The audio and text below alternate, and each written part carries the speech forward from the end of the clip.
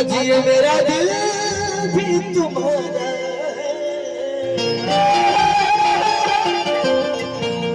और मेरी जान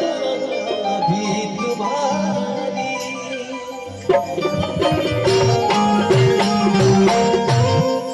बहुत बहुत स्वागत सरोजा की धरती से चल के आए हमारे आदरणीय हमारे साले साहब, हमारे बबन भैया के साले साहब,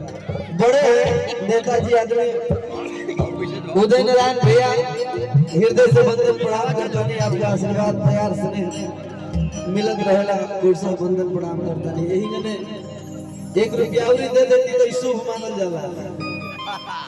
तो हम अबे से छका जेती।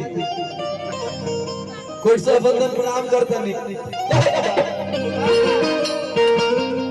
विकास बाबू ये हमारे शिष्य हेलो ये अर्जुन, ये हमारा सौभाग्य है कि अपना नाम हमारे शिष्य गणेश बबुआ भी सुननी है जा ढेर सारा भैया मिलन, हीरा भैया, मनोज भैया कहे कि तू चल गईला भुला गईला मेरा प्रदेश में लगाए घरे बैठल के कहत तारी चौको भाग मत दिया हिल गई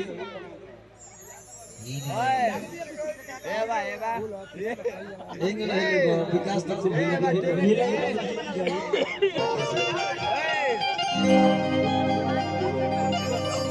कि तू चली गईला भुला गईला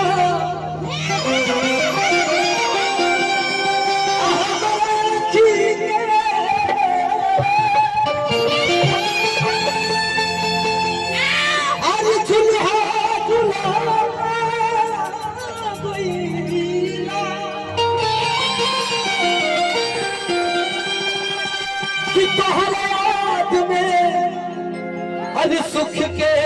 काट हो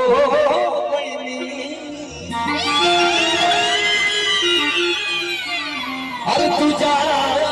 के कब न बगिया में फुला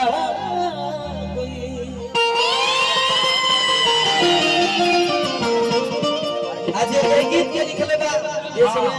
वर्तमान में मंच पर उपस्थित बा हमार भतीजा हम बाबू एक ही अकेला जी पूर्वा भैया, हम चाहत की तनी आ जाई मंच पे आप जीवना गीत से हमके पहचान मिलल बा। जीवना गीत की सुन के हमारा आदरणीय बड़ भैया खुशारी भैया गोलू भैया 3 बजे